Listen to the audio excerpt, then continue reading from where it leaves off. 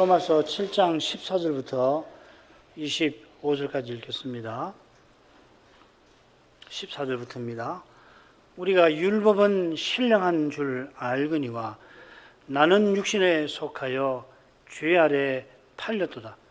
나의 행하는 것을 내가 알지 못하노니 곧 원하는 이것은 행하지 아니하고 도리어 미워하는 그것을 함이라. 만일 내가 원치 아니하는 그것을 하면 내가 이로 율법에 선한 것을 시인하노니 이제는 이것을 행하는 자가 내가 아니요 내 속에 거하는 죄인이라. 내 속 곧 내 육신에 선한 것이 거하지 아니하는 줄을 아노니 원함은 내게 있으나 선을 행하는 것은 없노라. 내가 원하는 바 선은 하지 아니하고 도리어 원치 아니하는 바 악은 행하는도다. 만일 내가 원치 아니하는 그것을 하면 이를 행하는 자가 내가 아니요 내 속에 거하는 죄니라. 그러므로 내가 한 법을 깨달았노니 곧 선을 행하기 원하는 나에게 악이 함께 있는 것이로다.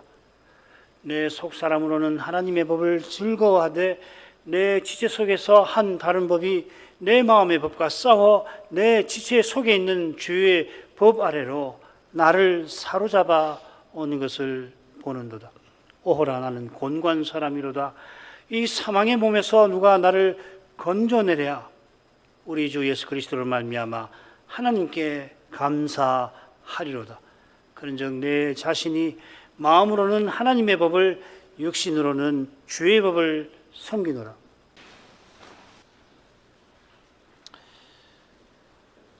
바울 사도는 전에 다메섹까지 가서 교회를 핍박하던 때에 죄가 자신에게서 심히 죄되었던 것을 전했죠. 7장 7절부터 13절까지가 그 내용일 겁니다. 이어서 자기가 하나님 은혜로 죄이다 하여 죽은 이후에 그 죄가 얼마나 죄되는지를 오늘 읽은 말씀에서 전합니다. 이미 로마서 6장에서 죄에 대하여 죽은 우리가 하나님을 향하여 사는 은혜를 전했습니다만 그 은혜가 얼마나 복스러운 것인가, 얼마나 은혜로운가를 지금 여기서는 필연적으로 죄의 현실에서 맛보는 것입니다. 장차는 죄가 먼지만큼도 없고 사망도 다 없어질 뿐만 아니라 크고 영원한 영광이 중할 것입니다. 고린도서 4장 17절이죠. 우리의 잠시 받는 환난에 경한 것이 지극히 크고 영원한 영광의 중한 것을 우리에게 이루게 함이니, 지금 죄가 심히 죄되듯이 은혜도 지금 여기서 심히 은혜로운데 장차 누릴 영광은 매 순간 더 크고 더 새로울 것이라는 말씀입니다. 이 영광이 지금 이 순간에도 이루어져 갑니다. 갑자기 나타나는 것이 아니라 이 영광의 중함에 비하면은 실로 가볍고 가벼운 환난이 그 영광을 이룬다 하셨습니다. 이것은 환난이 영광을 이루는 여러 것 가운데 하나라 교훈하시는 게 아니죠. 주님께서 친히 그 영광을 가져오실 뿐만 아니라 그 영광을 이루어 가고 계시는데 우리의 고난을 통해서 그리하신다 하는 말씀입니다. 이는 고난이 죄와 죽음의 현실을 믿음으로 대하는 데서 생기는 사실과 붙어 있습니다. 그리고 이 고난에서 우리가 그리스도와 함께합니다. 그리스도와 함께하는 거기 이 참된 평안과 기쁨이 임하는 것입니다. 오늘 낭독한 말씀이 비참한 경험을 다루는 것 같습니다만 오라, 나는 비참한 자로다, 곤고한 자로다, 비참한 자로다 이 말이지요. 그러나 결국은 곧장 감사에 이릅니다. 이 감사가 지금 여기서 우리가 누리는 가장 좋은 것입니다. 주님을 전부로 모시는 마음만이 이 감사에 이르는 겁니다. 낭독한 말씀의 줄거리를 보십시다. 14절은 머릿말이에요. 율법은 신령하나 나는 육신에 속하여 죄 아래 팔렸다 하는 거고, 17절까지 15절에서 17절까지는 원치 아니하는 그것을 행하는 것은 내 속에 가는 죄라 합니다. 18절이 가장 핵심적인 겁니다. 원함은 내게 있으나 행함은 내게 없다. 내 육신에 선한 것이 거하지 아니한다. 그래서 내 육신에 선한 것이 거하지 않는다는 말이 무슨 말이냐? 원함은 내게 있지만 행함은 내게 없다 하는 그것으로 이어지죠. 19절부터 21절은 이 15절부터 17절하고 똑같은 말씀이 나오죠. 원치 아니하는 것을 행하는 것은 내 속에 거하는 죄니라. 똑같은 표현이 나옵니다. 내용도 비슷한 내용입니다. 그리고 22절부터 25절은 맺은 말입니다. 죄의 법을 섬기는 비참한 내가 그러나 마음으로는 하나님의 법을 즐거워한다. 이 중간에 나오는 세 부분을 합쳐버리면은 15절부터 21절까지를 하나로 묶을 수가 있으면 아주 간단하게 세 부분으로 살필 수가 있겠습니다만은 사실 지금 오늘 읽은 이 14절부터 25절까지는 너무 교훈이 깊고 상세해서 한 절 한 절 해도 상관이 없을 거예요. 한 절을 한 주일에 한 줄씩 살피더라도 부족할 것입니다.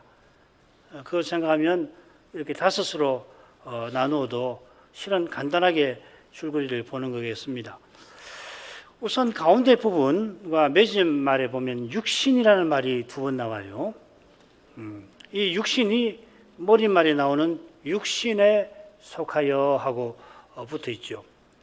아울러 머릿말에 팔렸다 하는 표현이 나오는데 맺은 말에 그것의 해설이 될 만한 표현 사로잡아온다, 싸워서 사로잡아온다 하는 표현이 거기 나옵니다. 그리고 둘째와 넷째 부분 15절에서 17절 그리고 19절에서 21절 똑같이 원치 아니하는 것을 행하는 것은 내가 아니라 내 속에 있는 죄라 하는 주제가 따로져 있습니다. 그래 가장 핵심적인 것이 18절이에요. 내 육신에 선한 것이 거하지 아니한다. 선한 것은 어디 있느냐? 은혜로 온다는 이야기죠, 그죠? 그걸 강조하는 거예요.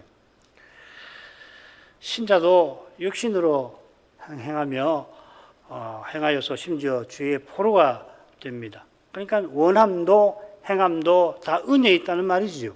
네, 이건 조금 이따가 오늘 18절까지를 공부할 겁니다. 14절로 가겠습니다. 우리가 율법은 신령한 줄 알거니와 나는 육신에 속하여 죄 아래 팔렸도다. 지난 시간 이 구절 살폈습니다. 죄 아래 팔렸다 하는 이거 빼고서 대부분 설명했습니다. 율법이 그리스도 하나님 나라를 담은 것이니 신령합니다. 율법 곧 구약인데 신약과 마찬가지로 성신께서 계시하신 하나님의 말씀이죠. 율법 중에 제사 제도가 있고 성막 제도가 있는데 그거 성신께서 하늘을 열어서 모세에게 보여서 기록하게 한 거 아니에요. 뭐 다른 말씀도 마찬가지입니다. 성신께서 신령한 내용을 신령한 말에 담아서 계시해 주셨습니다. 성신께서 내주하신 신령한 자라야 신령한 교훈을 깨닫습니다. 사도가 그래서 성신을 의지하여서 하나님 말씀을 고린도에서 전했다. 두렵고 떨리는 마음으로 혹시라도 사람으로 행할까 봐 두려워하면서 성신을 의지하여서 복음을 전했다 했습니다. 그 결과로 고린도 교회가 섭니다마는 사도가 여러 해 지나서 고린도의 지도자들을 신령한 자가 아니라 육신에 속한 자를 대함과 같이 해야 했습니다. 그런데 지금 사도는 율법의 신령함을 말하면서 자기가 그처럼 육신에 속한 자임을 밝히는 것이에요. 자기가 성신을 의지하여 계시를 받아 전하는 사람이지만 스스로는 육신에 속한 자라고 고백하는 거죠. 뭐 사도쯤 되면 이제는 뭐 육신에 속한 상태는 완전히 벗어나서 도통한 사람처럼 죄 하나도 안 짓고 그거 아니지요. 다르게 생각하셔야 됩니다. 달리 말하면 사도가 얼마나 죄를 민감하게 날마다 깨닫고 있었나. 그걸 놓치면 이 말씀을 해석하기가 어려울 것입니다. 자, 이어 육신에 속한 상태가 죄 아래 팔린 거라고 하죠. 이 팔린다라는 표현 구약에 보면은 남의 집 종살이 하는 거, 종되는 것을 가리킵니다마는 아울러서 여호와께서 이스라엘을 이웃 나라에 포로되게 하시는 것을 팔린다. 이 사사기에 특별히 이 판단은 막 하라는 말인데 파셨다라는 표현이 나옵니다. 짝을 이루는 매즈말에 보면 그게 싸운다, 전쟁 용어가 나오죠. 사로잡는다 하는 표현이 나온 걸 보면 지금 14절에서 팔린다고 할 때에 이 사로잡힌다 하는 뜻으로 포로된다 하는 뜻으로 쓴 것 같습니다. 많은 주석가가 심지어 개혁신앙을 전하는 주석가들도 지금 7장 14절부터 25절까지를 죄에게 종살이 하던 상태, 그러니까 바울이 사도 되기 전에 회개하기 전 상태를 가리킨다고 주장을 하면서 이 팔린다는 표현을 종되는 것이라 종살이 하는 거라고 해석합니다만은 그거 좋은 거 아닙니다. 지금 사도는 육신에 속한 상태, 육신에 속한 자인 상태를, 그러니까 그리스도 안에 있지만은 하는 짓이 어린아이 짓을 하는 그런 상태를 다루는 겁니다. 자기가 그렇다는 거예요. 그러니까 많은 사람들이 나는 바울이 자기 가르치는 게 아니라고 자꾸 이야기하는데 그렇게 이상하게 성경을 비틀어서 읽을 게 없어요. 사도도 사람인 거예요. 물론 그리스도 안에 있는 상태니 그리 심각하지 않다 말하는 게 아니라 나는 비참한 자다, 나는 공고한 자다, 죽을 것 같아, 이 사망의 몸에서 누가 건져내랴 탄식할 만큼 심각하다, 죄가 죄된다 전하는 거죠. 고린도 전서에 기록된 고린도 교회의 상태가 얼마나 심각합니까? 날마다 죄의 현실을 정직하게 대면하지 않은 사람은 고린도 전서를 읽고 무슨 저런 교회가 다 있어, 저게 무슨 교회야 손가락질하기 쉬울 겁니다. 그러나 그런 심각한 상태가 다른 사람 아니고 사도가 겪은 혹은 겪는, 지금 다 현재형으로 쓰고 있죠, 그죠? 내가 행한다, 내가 행한다. 여기 보면은 건져내려라고 하는 말만 미래형으로 한번 쓰이고 죄다 현재형입니다. 물론 형태는 과거지만 뜻은 현재형으로 다 되어 있습니다. 방금 말씀드린 것은 다음 시간에 좀 더 말씀드릴 겁니다. 댁에서 지금 두 내가 있죠, 그죠? 관찰하는 사도가 있고 관찰되는 사도가 있잖아요. 요걸 잘 살펴서 이 부분을 읽으시기를 바랍니다. 아마 다음 시간 강설할 때 이 주제부터 아마 제가 간단하게 요약하고 19절부터 전해야 할 것 같습니다. 사도가 이런 상태를 얼마나 자주 겪었을까요?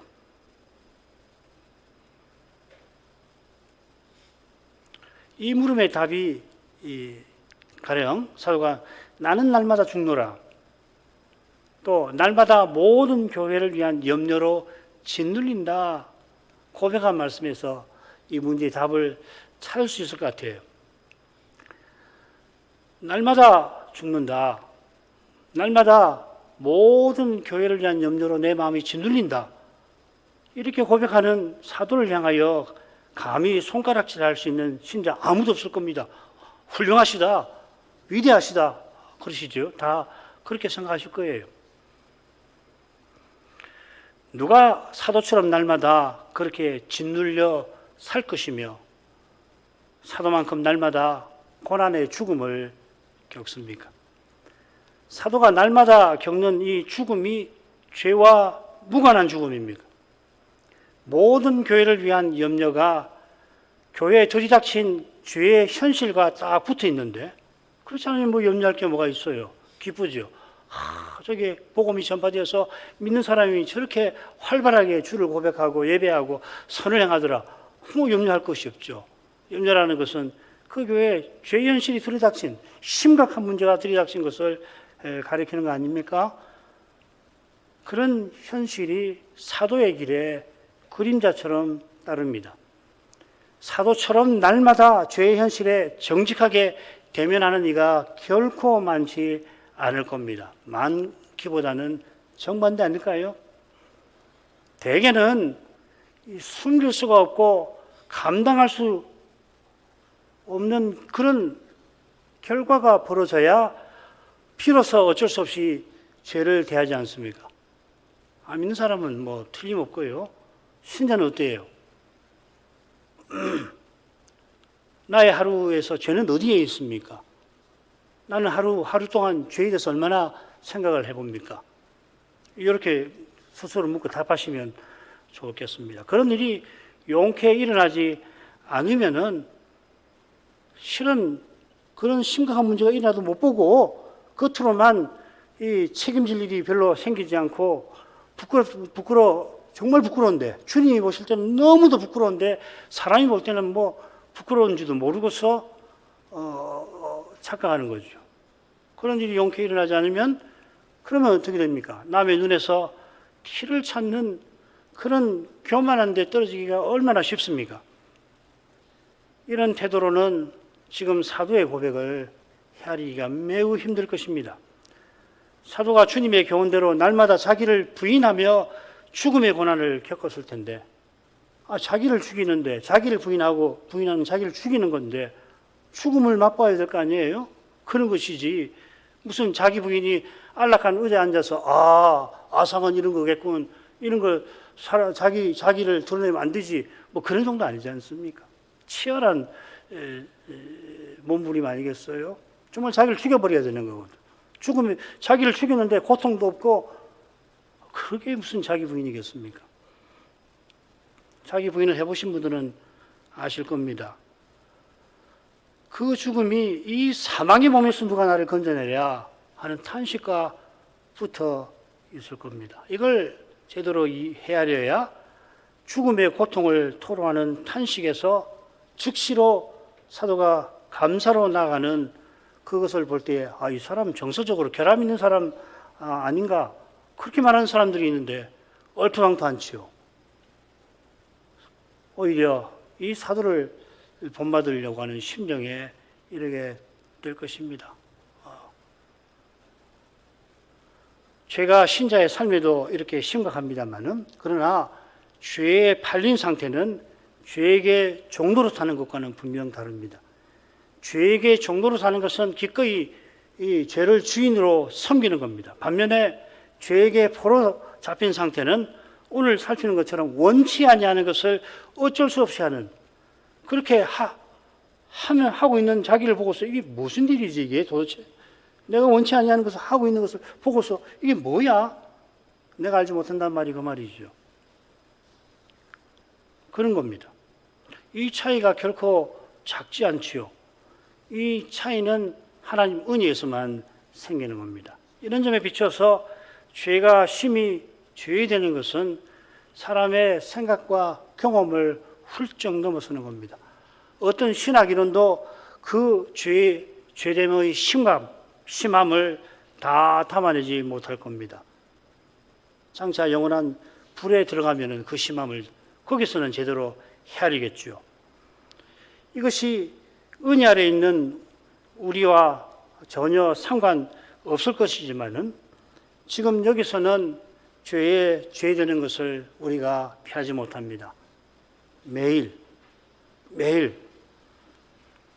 죄에 팔린 상태를 통하여 사도가 죄되는 것을 이제 전하려고 합니다. 그 이유는 죄를 멀리하게 하는 데 있죠. 죄를 변명하거나 숨기는 것이 아니라 죄를 회개하며 주님의 은혜를 의지하게 하려는 것입니다. 15절부터 17절로 가겠습니다. 나의 행하는 것을 내가 알지 못하노니 곧 원하는 이것은 행하지 아니하고 도리어 미워하는 그것을 함이라. 만일 내가 원치 아니하는 그것을 하면 내가 이로 율법에 선한 것을 시인하노니 이제는 이것을 행하는 자가 내가 아니요 내 속에 거하는 죄니라. 자기가 죄에 팔렸다고 말하는 이유를 15절에 밝힙니다. 나의 행하는 것을 내가 알지 못한다 하였습니다. 자기가 하고 있는 것을 보고서도 도대체 뭔지 모르겠다 하는 것입니다. 누구보다 하나님 말씀을 잘 아는 사도입니다만은 그런 사도도 죄는 다 알지 못하는 거예요. 죄를 제대로 아는 길이 말씀에 있는데 이 말씀을 받아서 전하는, 계시를 받아 전하는 사도가 자기 자신이 죄 짓는 거기서 죄의 두려운 신비를 보고서는 말문이 막히는 거예요. 이게 뭐냐 하고서 나도 모르겠다 하는 거예요. 이 태도는 형제의 눈에서 티를 찾아내는 바리새인과 정반대되는 것일 겁니다. 자기가 회개할 것이 없는 의인이라고 착각하는 건데 죄가 바리새인을 그렇게 어둡게 미련하게 만든 겁니다. 그가 죄인이라고 손가락질하는 세리는 성전에서 멀리 서서 감히 눈을 들지도 못하고 하늘을 우러러보지도 못하는데 그런 겸손한 기도에서 이 세리가 죄를 제대로 깨달은 사실이 드러나고 있습니다. 자기 자랑을 늘어놓는 바리새인과 달리 세리는 그저 하나님이여 불쌍히 여기시옵소서 나는 죄인입니다 했습니다. 자기 죄를 제대로 보면 변명할 마음을 주의 앞에 품을 수가 없을 것입니다. 지금 사도가 알지 못한다, 내가 알지 못한다 했는데 실은 누구보다 죄의 깊이를 헤아리고 있는 것입니다. 사도가 행하는 것은 원하는 이것을 행치 아니하고 도리어 미워하는 그것을 하는 겁니다. 이 단락에 원한다는 표현이 7번 나옵니다. 머릿말, 맺은말을 제외하고서는 가운데 세 부분에 이 원한다는 말이 나와요. 반면에 미워한다는 표현은 여기 한 번만 나오고 아래서는 원치 아니한다 이렇게 표현합니다. 원한다는 말을 반대말로. 그러니까 원치 아니한다 할 때에 어떤 심정이냐. 하나님이 야곱은 사랑하고 에서는 미워하셨다 할 때에 그래 그 정도로 미워하는 것을 원치 아니한다 이렇게 표현한 것으로 보입니다. 주님께서 미워하시는 것을 사도가 미워하고 사도가 무엇을 원하는 것도 오직 주님이 원하시는 것이라 자기가 원하는 겁니다. 사도가 그렇게 철저히 미워하는 것을 행하고 반대로 그렇게 사랑하는 일을 행치 아니합니다. 자기가 그걸 하는 걸 하면서도 그걸 보면서도 도무지 믿기지가 않습니다. 자기가 그렇게 하는 걸 믿을 수가 없습니다. 마치 무엇에 홀린 듯 합니다. 여러분도 이런 비슷한 경험을 하셨을 거라고 생각합니다. 하면서 도대체 홀린 듯이 그렇게 해서는 안 되는데 할 마음도 없는데 그렇게 하는 것을 경험한 적이 혹시 있었을 때 그거랑 좀 비슷한 면이 있는 것 같아요. 사도는 자기가 원치 아니하는 그것을 하는 것이 뭔가를 율법과 붙여서 설명합니다. 자기가 하는 것이 자기가 끔찍히 미워하는 것이라면 율법이 선하다는 것을 자기가 인정한 것입니다. 그런데 뭐라고 표현을 하냐면은 우리 번역 잘 되어 있지만은 이렇게 표현해요. 내가 율법에게 동의한다. 율법이 선하다는 것을 내가 율법에게 동의한다. 이렇게 표현하고 있습니다. 이렇게 표현하는 것은 죄에게 팔렸다든지 죄에 대하여 율법에 대하여 죽는다든지 하는 표현들과 붙어 있는 것 같습니다. 죄나 율법이 인격체가 아니지만은 인격인 사람이 무엇보다 밀접한 관계를 맺는 것이라 율법에게 시인한다 이렇게 표현한 것 같아요. 아울러 사도가 지독하게 미워하는 것을 행하는 그 암담한 가운데서도 율법이 선한 것을 율법에게 시인하는 그런 자신에게서 한 줄기 빛이 비치고 있는 듯이 말하는 것 같습니다. 우선 율법이 선할 뿐만 아니라 거룩하고 의롭다고 사도가 7장 12절에서 밝혔죠. 율법이 선하다는 것은 율법이 본래 생명에 이르게 하는 방도라고 하는 것과 붙어 있습니다. 그처럼 지금 사도가 원하는 것을 하지 아니하는 것은 살았으나 마치 죽은 것 같은 상태, 살고자 하나 죽을 것 같은 그런 상태를 가리키는 겁니다. 이런 상태에서 자기가 율법에게 시인하는 모습, 즉 하나님의 법을 즐거워하는 태도를 그런 모습을 사도가 보고 있는 겁니다. 이런 점에 비춰서 17절을 살펴야 될 것입니다. 이제는 이것을 행하는 자가 내가 아니요 내 속에 거하는 죄니라. 사도가 여기서 나를 강조한 점이 번역에 잘 반영이 되어 있는데 한 가지 한낱말은 반영이 안 되어 있어요. 그게 뭐냐면 이제는 이것을 행하는 자가 더 이상 내가 아니다. 20절에서 더 이상이라는 말이 나옵니다. 원치 아니하는 그것을 더 이상 행치 아니하는 내가 바로 16절에서 율법이 선하다고 율법에게 시인하는 나고 15절에서는 자기가 원치 아니하는 것을 행하는 것을 이게 뭔지 모르겠다고 알지 못하는 그 나이겠죠. 지금 두 내가 나오는 거죠, 그죠? 관찰하는 나와 관찰되는 나, 뭐 이렇게 표현할 수 있을는지 모르겠습니다. 뭐 그런 정도가 아닌데, 쉽게 말하면 뭘 관찰하는 자기가 행하는 것을 행하고 있는데 그걸 보는 나, 평가하는 나 둘이 나오는 거죠, 그죠? 이 사람이 22절, 25절에서는 하나님의 법을 즐거워하는 속사람이고 그 사실에 하나님께 감사하는 사람이겠죠. 그처럼 자기가 원치 아니하는 것을 행하는 사실에 탄식하는 사람이고 사망의 몸에서 벗어나기를 바라는 사람입니다. 그리스도께서 죽은 자 가운데서 다시 사셨으니 다시는 더 이상 죽지 아니하신다 한 것처럼 그리스도께서 내 안에 사시는 사람, 곧 새 사람으로서 나는 더 이상 원치 아니하는 것을 행치 아니합니다. 새 사람은 그리스도의 생명으로 살아가는 사람 아니에요? 이는 새 사람으로서는 이런 걸 안 하는 거죠. 육신에 속하여 이렇게 하는 거죠. 사도가 지금 내가 죄짓지 않았고 따라서 나는 아무 잘못 없다, 책임 없다 말하는 게 결코 아니죠. 이렇게 참남하게 말하는 사람이 있습니다. 나는 죄짓지 않았고 나는 아무 책임 없어. 나는 아무 잘못 없고 그런 잘못에 대한 책임을 질 필요가 없다라고 말하는 사람이 있는데 요한일서에서 배도하는 사람입니다. 요한일서 1장 6절, 8절, 10절에 그 사람이 나오는 겁니다. 교회사에도 보면은 육신의 부활에 내가 이미 이르렀기에 자기가 육신이 아니라 죄송합니다. 자기가 부활에 이미 이르렀기에 혹은 자기가 성신을 소유했기에 이제 내가 이 몸뚱아리가 무슨 짓을 행하든지 죄 짓는 것이 아니고 따라서 아무 잘못 없다고 하는 이단이 늘 있어 왔습니다. 그러나 사도는 자기가 죄인 중 괴수라고 고백을 합니다. 죄수였다고 하지 않았습니다.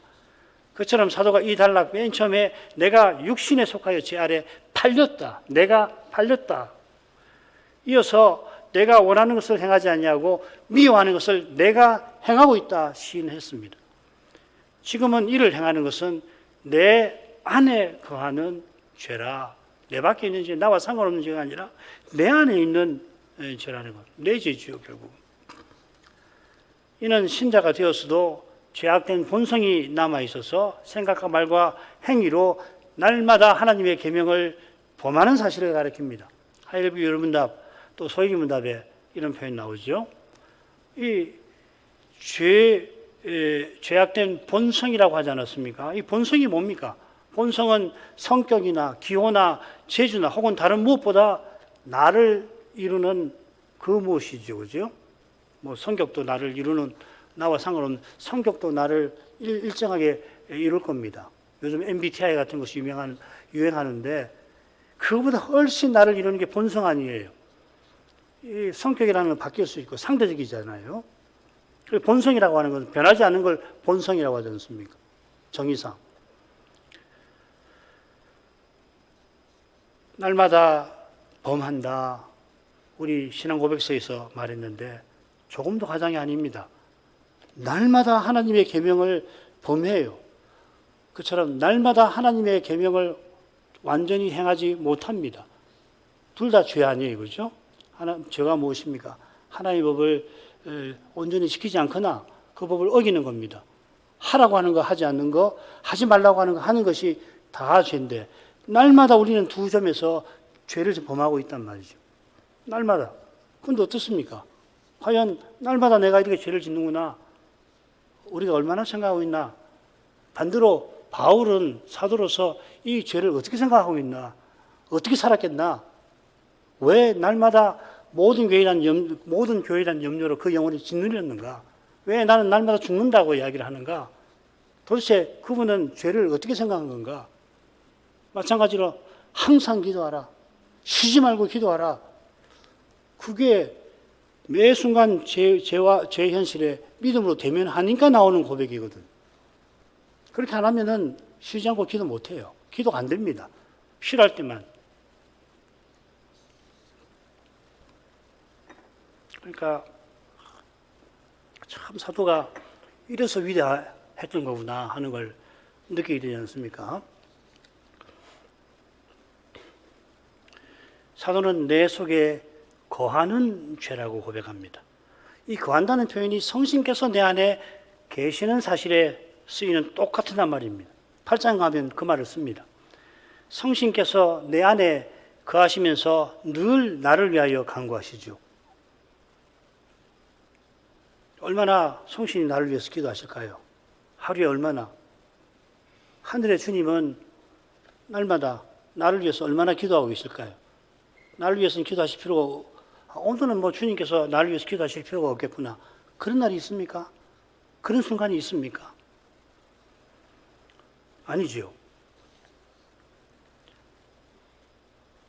그에 못지않게 내 안에 거하는 죄가 날마다 계명을 범하게 합니다. 성신의 감화를 구하는 만큼 이 죄의 악영향을 감지하게 될 겁니다. 내 안에 죄가 거함으로 자신이 얼마나 계명을 범하는가, 그런 거 생각하지 아니하는 사람은 성신께서 나를 위해서 얼마나 간구하시는가 뭐 생각도 안 할 테고 뭐 감사할 일이 없지요. 돌려 생각하면 사도가 매 순간 성신을 의지하는 사람이라 지금 원치 아니하는 것을 행하는 것이 내가 아니라 내 안에 거하는 죄라고 말하는 겁니다. 그처럼 사도가 내 안에 거하는 죄라고 말하는 것은 이 죄가 없어질 날이 올 것을 확신해서 그러는 것입니다. 내 안에 거하시는 성신은 영원히 내 안에 거하시지만은 내 안에 거하는 죄는 내가 떠나 주와 함께 있게 될 때에 없어집니다. 이 세상 떠날 때, 하직할 때 없어지죠. 아직은 그래도 내 몸은 무덤에 있으니까 이 죄가 내게서 없어진 건 아니지 않느냐 누가 말한다면은, 그러나 내가 부활의 몸을 입는 그날에는 내 안에 거하는 죄가 영원히 없어질 것입니다. 저 교묘하고 끔찍하고 이 지긋지긋한 죄가 먼지 한 톨만큼도 그때는 보이지 않게 될 것입니다. 18절로 갑니다. 내 속 곧 내 육신에 선한 것이 거하지 아니하는 줄을 아노니 원함은 내게 있으나 선을 행하는 것은 없노라. 앞서 사도가 내가 알지 못한다, 죄의 두려운 신비를 그렇게 겸손히 고백했는데, 여기서는 내가 안다 하고서 그 신비의 정체를 밝힙니다. 18절은 이유인즉슨 하고서 내가 원치 아니하는 것을 행하는 이유를 제시하고 있습니다. 내가 안다 하고서 사도는 여기서 뭐라고 하냐면 거하지 않는다 내 속에, 이렇게 표현을 합니다. 그래서 자기가 분명히 아는 내용이 무엇인지를 밝히는 겁니다. 왜 이렇게 시작하느냐? 거하지 않는다 내 속에. 그 17절 끝에 보면 내 속에 거하는 죄라는 표현이 나와서 그렇겠죠. 내가 아니라 내 속에 죄가 원치 아니하는 것을 행한다고 했는데, 이제 내 속에 거하지 아니하는 것이 뭔가를 언급하려 하는 겁니다. 그건 결국은 내 속에 거하는 죄가 뭔가를 설명하는 거죠. 그러니까 18절에 내 속은 죄가 거하는 내 속인 것입니다. 그래서 내 속하고서는 바로 내 육신이라 그 속을 설명을 하죠. 육신은 철저히 타락한 사람을 가리키는데, 여기서는 타락한 사람의 철저히 부패한 본성을 가리킵니다. 이 육신이라는 말이 로마서에 26번 나옵니다. 절반이 로마서 8장에 나와요. 그만큼 자주 8장에 나오는 만큼, 8장이 자주 나오고 로마서 자주 나오는 만큼 뜻이 여러 가지인데, 이 육신에 관한 여러 의미에 관해서는 8장에서 제가 살피도록 하겠습니다. 여기서는 부패한 본성을 가리킨다, 이 정도만 말씀을 드리겠습니다. 이 육신이 25절에서는 마음과 대조되어 나옵니다.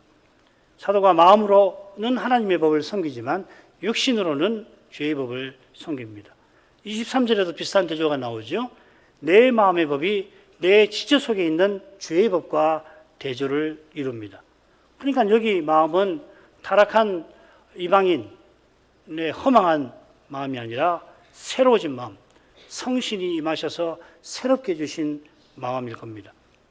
이 새로워진 마음과 대조되는 것이 육신입니다. 사도가 아는 것은 내 육신에 선한 것이 거하지 않는다 하는 겁니다.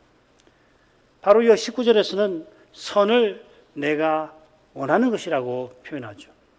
이 선한 것이 둘째 단락에서는 율법을 가리켰습니다. 7장 12절 13절 이런 내용을 참조하면 내 육신에 선한 것이 거하지 아니한다 하는 것은 결국 내 속에 육신에 죄가 거한다 이 말이겠죠. 선한 것은 선한 율법을 하나님이 주신 목적을 가리킵니다. 그 목적은 하나님과 이웃을 사랑하는 거고 이 사랑은 새 생명을 발휘하는 겁니다. 이런 사랑이 육신에서는 절대 나오지 않습니다. 이 거룩한 사랑은 성신의 열매입니다. 성신이 말씀과 더불어 역사하심으로 내 속사람에서 친히 맺으십니다. 그래서 성신의 열매입니다. 성신이 맺으시는 열매입니다. 사도는 성신을 쫓아 행해야 육신의 욕심을 이루지 아니한다 권고합니다. 성신께서 내주하시는 신자에게 육신의 소욕이 있다 하였습니다. 갈라디아서 5장 17절이 그것이죠. 육체의 소욕은 성신을 거스르고 성신의 소욕은 육체를 거스리나니 이 둘이 서로 대적하므로 너희 원하는 것을 하지 못하게 하려 함이니라. 이런 상태로 계속 가면 안 되고 어떻게 되냐면 성신 충만하여서 이 성신의 소욕을 이루어 성신의 열매를 맺고 나아가서 그리스도의 일을 행하라 이 말이죠. 이 욕심을 부인하지 않으면은 육체의 소욕을 부인하지 않으면은 성신을 근심케 하고 심지어 성신을 소멸하게 되는 겁니다. 하나님의 뜻을 운운하고서 사람의 힘을 의지하는 거기에 육체의 소욕이 가장 심각하고 교묘하게 작용합니다. 그만큼 내 육신에는 선한 것이 거하지 않습니다. 전혀 없습니다. 그처럼 사도는 내 육신에 선한 것이 거하지 아니한다 확신을 말하고 18절에 하반절에서 그 이유를 댑니다. 왜 그러냐면 원함은 내게 있지만 선을 향하는 것은 없어서 그렇다 이 말이죠. 이 말씀을 우리가 잘 이해하기 위해서 빌립보서의 유명한 구절을 한번 보아야겠습니다. 빌립보서 2장 13절 너희 안에서 행하시는 이는 하나님이시니 자기의 기쁘신 뜻을 위하여 너희로 소원을 두고 행하게 하시나니 12절 말씀도 유명하죠. 항상 복종하여 너희 두렵고 떨림으로 너희 구원을 이루라. 너희 구원을 너희가 이루라고 하고서 여기서는 그 구원을 이룰 수 있는 근거를 13절에서 교훈합니다. 우리가 구원을 이루어야 하는데 그 근거가 뭐냐면 우리 안에서 행하시는 하나님, 성신께 있다 이 말이죠.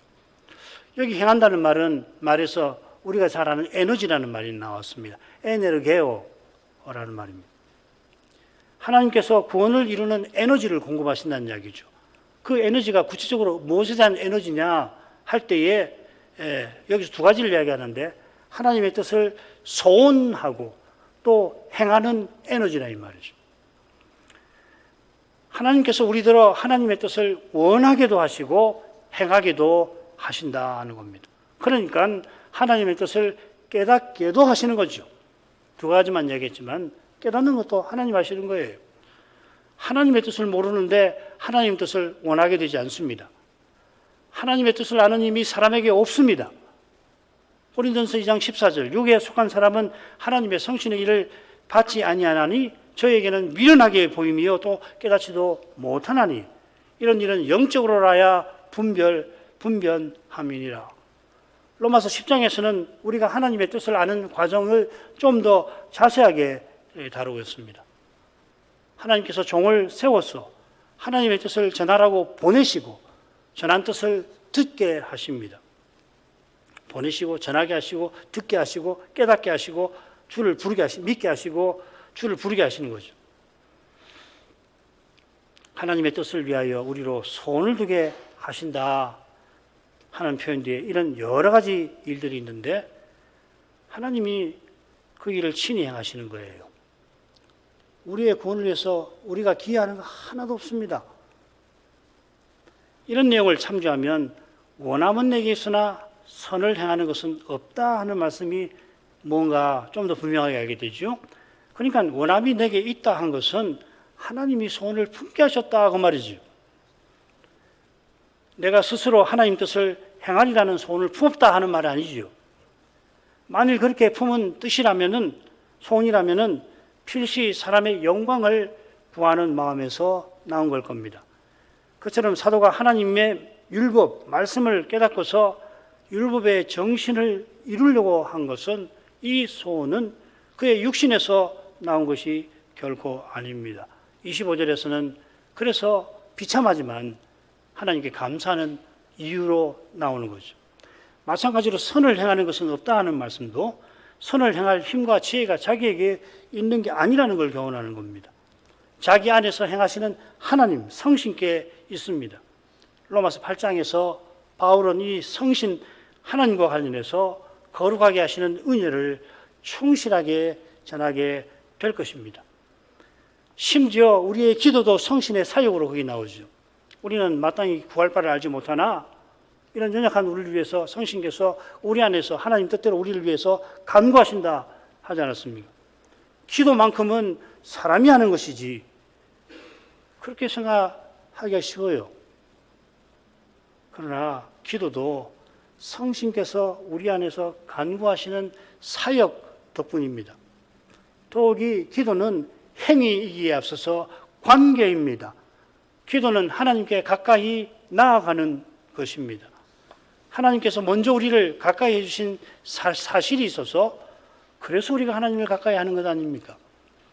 하나님이 독생자를 아끼지 않고 내어주신 덕분에 독생자께서 하나님께 나아가는 길이 되시고 하나님을 향하도록 인도하시는 주가 되어주셨고, 바로 그 덕분에 이날에 나와 같은 죄인도 하나님을 부르며 하나님께 다가가는 것 아닙니까? 멜기세덱 반차를 좇은 대제사장께서 지금 기도하며 아버지를 기다리신다, 히브리서는 전합니다. 이런 믿음이 주님께서 다시 오시는 그날에 찾으시는 믿음입니다. 그리스도와 같이 기도하고 아버지를 전심으로 기다리는 믿음입니다. 사도가 죄의 문제를 이렇게 심오하게 전할 수 있는 비결이 바로 여기 있는 겁니다. 사람이 사람으로 행치 아니하기가 사람에게는 불가능이죠. 당연한 거 아닙니까? 사람이 사람으로 행하는 것이 사람에게는 불가능한 거 아니에요. 그런데 이 불가능한 일은 믿음에 있고 우리가 믿고 의지하는 주님께 있어서 우리가 주님 안에서 믿음으로 이 일을 하는 거예요. 사람으로 행치 않고 그리스도로 행할 수 있게 되는 겁니다. 이 진리를 사도가 사실은 여기서 전하고 있는 겁니다. 기도하겠습니다.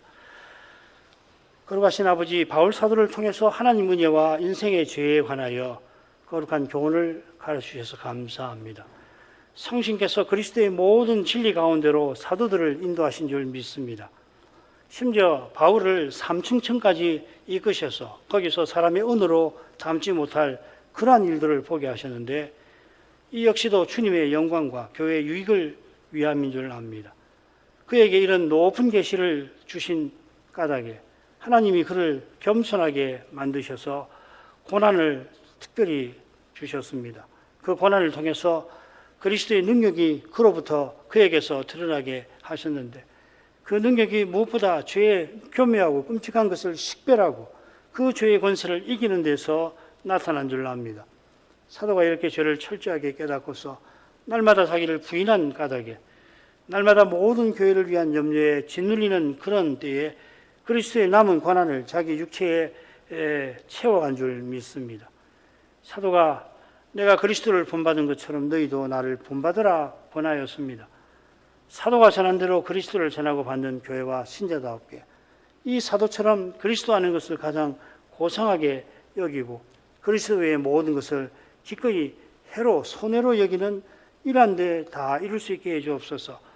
거기까지 이르는 길이 실로 험하고 힘겹고, 그래서 그 길을 걸어가는 것이 더욱 힘들고 힘겹겠지만 주님이 함께 하셔서 저희를 친히 이끄시고 끝까지 그 길을 걸어갈 수 있도록 역사해 주시옵소서. 예수님 이름으로 기도합니다. 아멘.